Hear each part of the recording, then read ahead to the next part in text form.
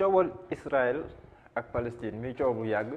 mu ñëwaat si njeexital weeru koor bi nii ak ay raid yoo xamante ni ak ay attaques yoo xamante ni am na si position wu Sénégal ñu bëri dañ si interroger même bu nekkee le gouvernement du Sénégal jëndee na benn communiqué ngir ñaawlu bépp xeetu violence mais tamit am na nu si demee ak réserve yow nan nga ko jàngatee. waaw man ni ma ko jàngatee comme quelqu'un ki nga xamante ni yaakaar naa Sénégal man maa fi njëkk organiser marche de soutien au peuple palestinien maa ngi ko def en 2000 avec feu l'ambassadeur Saïd Abbassi moo fi nekkoon ambassadeur Palestine avec Sidy Lamine Niass yàlla na ko yàlla yërëm avec également suñu papa Ian Thiam avec les étudiants à l'époque la première marche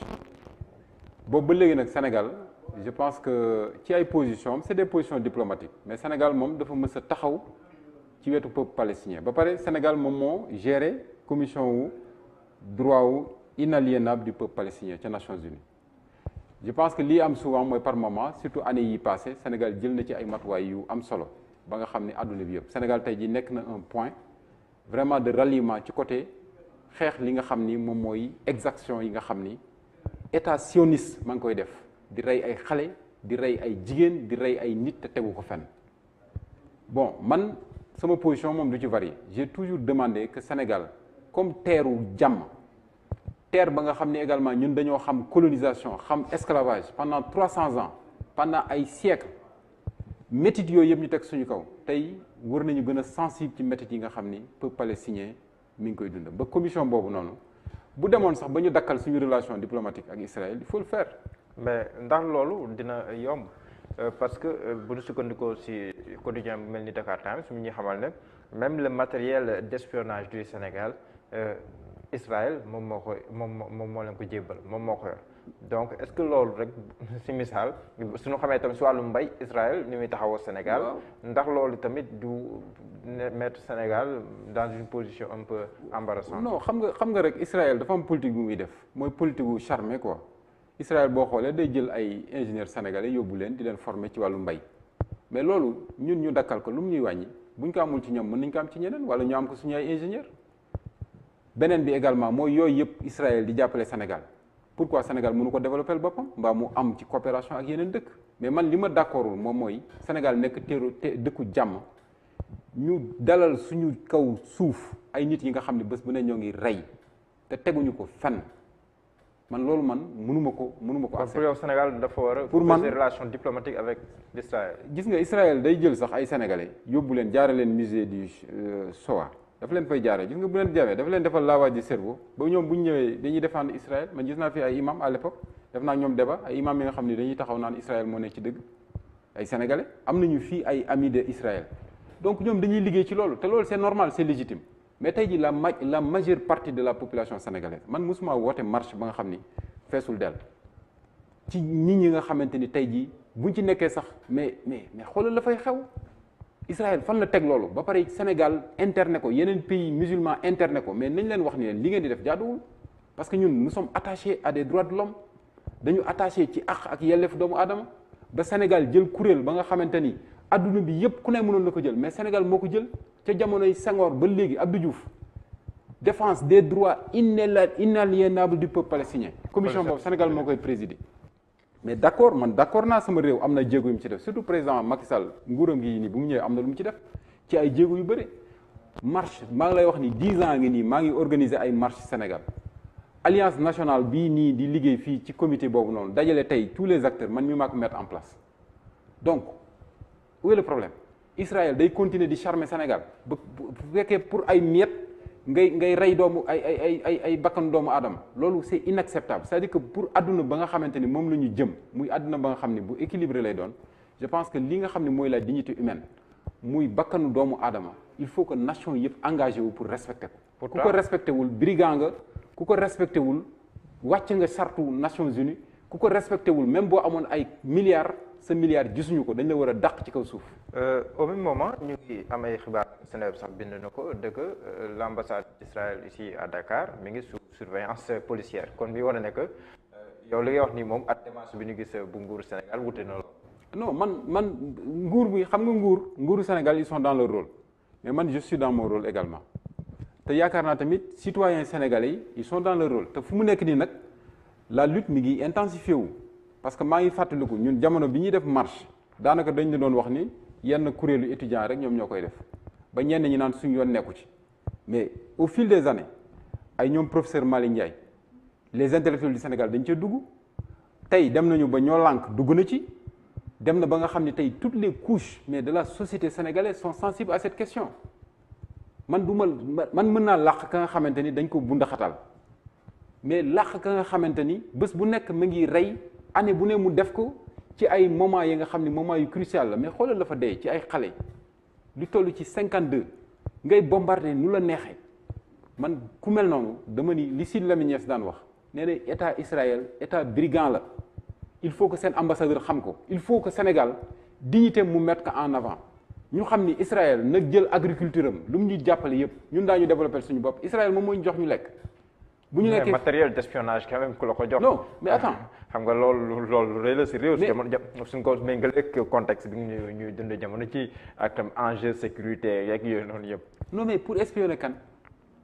c'est Israël avant muy jàppale ci matériel d'espionnage et cetera matériel d'espionnage sax Israël xanaa bu ñu ci jàppalee sax ñun suñu xel war naa gën a tey parce que Israël du ñu jàppale te moom espionné wuñu Israël daf ñuy espionné li leen bàyyi Sénégal fii c'est le plus grand pays espionneur du monde man maa ko wax man Mansour Ndiaye Israël dëkk bu mel noonu am ak moom relation sax pour man wóorul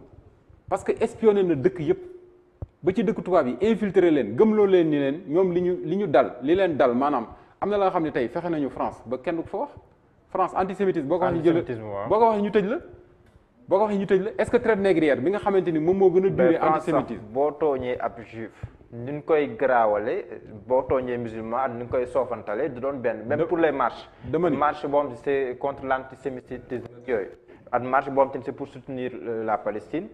bii dañ koy autoriser facilement bii sax mën nañ koo bañ a autoriser mais intellectuels yépp xam nañu ni Israël dafa infiltrer la classe politique française ba indi fa loolu Israël bu ñu leen bàyyee Sénégal daañu infiltrer la classe politique infiltrer société bi espionner leen ba dugal fi tamit seen ay xalaat parce que lan nga mën a comprendre 300 ans de traite négrière ñun tey jii nii rus nañoo sax taxaw naan traite négrière c'est un crime contre l'humanité fan nga ko déggee kan moo ko reconnaître ban état ko reconnaître 300 ans ñu jël ay nit moom li xewoon Algérie waxoon na ne c'était un crime contre l'humanité mais bu nekkee après évolué na mais xoolal jamono ji ñun africain laa wax de ñun africain te traite négrière am na ay séquelles yi mu def ci ñun am na ay séquelles yi mu def ci ay réew mais ñun tey mënoo amoo sax foo taxaw wax ka camp de Thiaroye fii la ñu bombardé kan moo taxaw reconnaître ko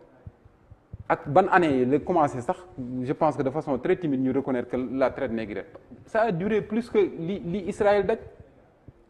mais nit ñi ñoo ngi ko jàpp ak seen dignité continuer di travailler pour un monde de paix jàmm il faut que Israël nangu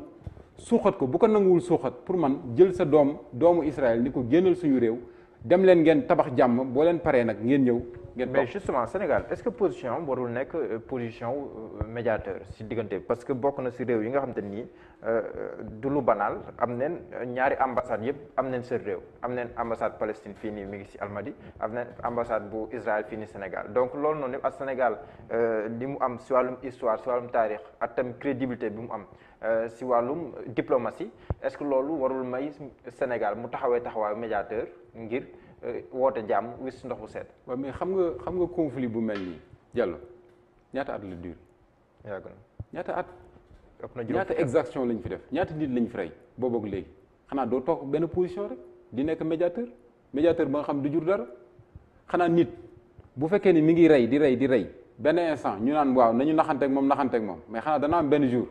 ñu ne nañu rappeler ambassadeur bi sax mais il n'est pas inquiété. dañuy wax fii suba ñoom ñu nekk di rey suba nga gis que muy saraxe ay xar ci tabaski bi loolu moom mooy liggéey ngay rey nit ñi fële après nga ne da ngay dundal nit ñi fii je pense qu'il faut arrêter il faut qu'on dise à l'ambassadeur de Palestine au Sénégal moi je suis un acteur j'assume ce que je dis je suis dans mon rôle te sama rôle boobu moom mooy xam li peuple sénégalais bëgg citoyen li ñu bëgg man gëmul ni sénégalais dafa war a continuer di am position bu xaw neutre noonu ainsi de suite c'est vrai wax naa ko je le reconnais que Sénégal jamono yii mujje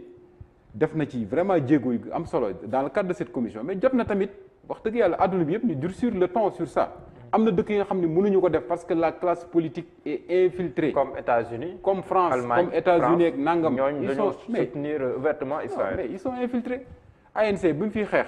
dëkk yi ko jàppale woon mais dañ ko jàppale avec courage. Nelson Mandela ses premiers voyages seetal dëkk yi mu dem seetal nit ñi mu doon wax des gens qui ont même remis de l'argent à l'ANC qui était la branche armée mais parce qu'ils étaient convaincus en fait que apartheid c'est un crime contre l'humanité xoolal Sénégal bi mu ci duggee man maa ngi fàttaliku ñun bi ñuy jàng ci classe yi yëpp dañ ci bindoon l'apartheid est un crime contre l'humanité kan moo ko mën a wax tey ji aujourd'hui pour Israël Israël li muy def est-ce que niroowul ak li apartheid amoon fële pourquoi duñu considérer que c'est la même chose ñu jàppale ñi nga xamante ni ñoo nekk di lutter et c'est une forme en fait de résistance c'est une forme de résistance aujourd'hui au niveau de la diplomatie que de dire à l'ambassadeur d'Israël que nous ne sommes pas d'accord sur ce que vous êtes en train de faire sur ces territoires. taxawaayu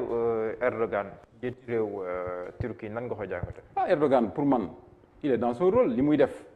loolu la mën a def parce que Erdogan boo xoolee relation ak droit de l'homme ak ni mu ko jàppee boo xoolee nguuram également ak ni muy doxale mais loolu rek la mën a def Erdogan li mu doon def moom la Iran di def moom la yeneen dëkk di def moom la dëkku yu bëri war a def. mais Arabie Saoudite moo war doon seen taxawaay. Arabie Saoudite def ko ndax loolu intrigué wu la wax ndax wala boog nekkul relation yi mu am ak États-Unis am ko ak Israël moom moo tax mu xaw a see tendeefal tuuti. mooy li mu la wax rek affaire géopolitique la Israël toogul Sénégalais yi il faut ñu xam ni man foofu lay gën a appesantir Sénégalais il faut ñu xam ni Israël toogul parce que Israël tamit dofuñu Israël mi ngi ci politique bu séduction bu extraordinaire bu mu la waxee ni man nee naa la toog naag imam ba nga xamante ni mais ni muy défendre Israël doo mën a comprendre kii fan la jànge kii fan la teg loolu te loolu lépp Israël da koy def lavage de cerveau dugal nit ñi ci affaire dugal nit ñi seen souffrance boobu ñu def d'accord on compatit ci li nga xamante ne Allemagne yi def teg nañ leen ak loolu kenn d'accordu ci mais tamit il faut que pas que les gens c'est parce que ñii lii dal na leen ñu nekk di ko jooy tout le temps ba ñun ñu ànd ak ñoom di ko jooy mais ñu continuer di ci au nom de ça di teg ay peuple ci li nga xam ne tegwul fenn ci li nga xam ne ay nit rek ñoom ñoo toog dagg ay kii teg tey affaire colonisation mais loolu je pense que président bu ci taxaw nga ci li nga war a taxaw parce que ne serait-ce que pour des hommes épris de justice ak de liberté man dama lay wax ni la par exemple marche yi ma daan def Sénégal xam nga ñoo ne daan def les rastaman yi les neeti dret ñi nga xamante ni mais question liberté moom moo leen intéressé mais c'est pas ay question religieuse wala dara parce que kenn mënul d'accord ci adduna bi nga jël ay xale yu ndaw di bombarder di rey ay jigéen nangam sans défense c'est disproportionné nga yore ay chars yore ay mitraillettes yi nga xamante ni mais ni muy viser di rey kenn xamul nu mu toll nga koy dóor ci ay bâtiments yi nga xam ne ay wër na la ay civils ñoo fa nekk mais loolu tout le monde continue di topp mais na nekk benn sénégalais mais on va continuer à résister te loolu moom mooy le sens de la résistance contre l'oppression